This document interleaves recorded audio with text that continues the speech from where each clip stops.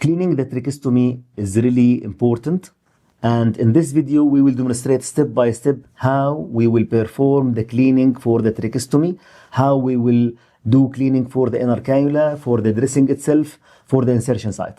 We will do cleaning for the tracheostomy and changing the dressing, and we will start by cleaning the inner cannula. The primary purpose of the inner cannula is to prevent the tracheostomy tube obstruction. Many sources of obstruction can be prevented if the inner cannula is regularly cleaned and replaced. Some facility has the disposable inner cannula, but we will demonstrate here as you have only one or two inner cannula, and we will handle this topic step by step. Definitely we need to make sure that this tracheostomy or the inner cannula need to be cleaned. First we will start by hand hygiene, and we will adjust the bed to make it comfortable for us. Prepare the sterile field on the bedside table and prepare the following article maintaining sterility. We need a sterile tracheostomy dressing bag if that one is available, which include gauze, cotton tipped swab, sterile saline, small sterile brush, and we need a tie or holder, new tie or new holder. Some institutions they are using hydrogen peroxide, so based on your institution policy. After I perform hand hygiene and done glove, I will remove the old dressing and I will discard it appropriately. I will assess the stoma, assess the skin surrounding the tracheostomy for evidence of irritation or infection. After that, and usually we will have like two persons in this procedure as possible. I will perform hand hygiene and I will done sterile gloves. With another nurse or respiratory therapist, stabilize the neck plate of tracheostomy tube using a clean gloves. Even it has tie or like sometime sutured, better to stabilize it. This will decrease the risk for injury. By using sterile gauze, we will turn the inner cannula counterclock to the left side until we release it. We will slide it out gently using outward and downward arch motion. Another nurse will replace the tracheostomy mask. Now, if the patient is on mechanical ventilator, you need another cleaned inner cannula to be replaced immediately to connect it to the mechanical ventilator. The idea is to reapply the oxygen source. We will drop the inner cannula into the basin of sterile saline solution. Some facility use hydrogen peroxide as I told you, but here we will demonstrate only normal saline. We will cleanse the inner cannula with sterile saline and scrubbed inner slide gently with a small sterile brush. Rinse it with saline and dry it with a sterile gauze.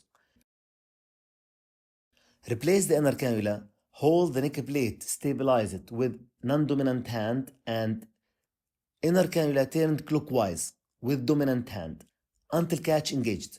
Reapply the oxygen source. Now, if the patient on mechanical ventilator and you have used the cleaned inner cannula, now keep the cleaned inner cannula for the next use. Now we will clean the outer cannula surface and stoma under a faceplate by considering the following. First, we need to clean the outer cannula and neck plate, the stoma in all directions away from the stoma using swab wrapped with moist gauze.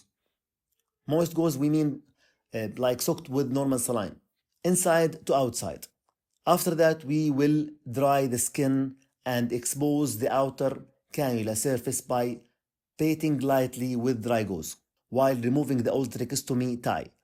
Another nurse or another respiratory therapist holds tracheostomy by neck plate, one side first.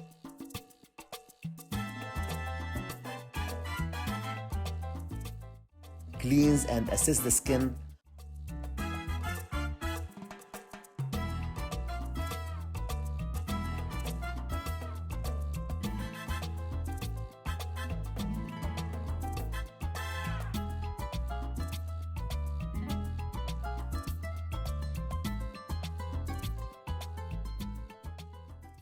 Slipped end of the new tie, neck plate eyelet, pull the end even.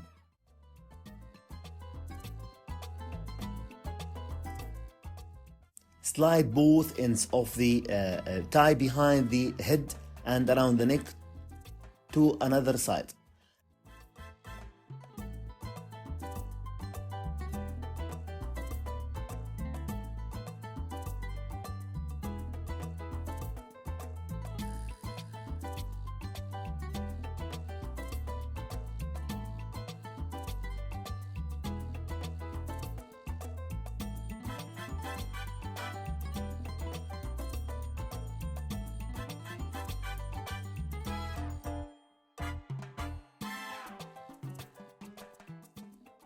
Assess the skin. Allow the space of only 1 or 2 loose, snug finger width to prevent dislodgement. We need it to be secured but not really tight too much.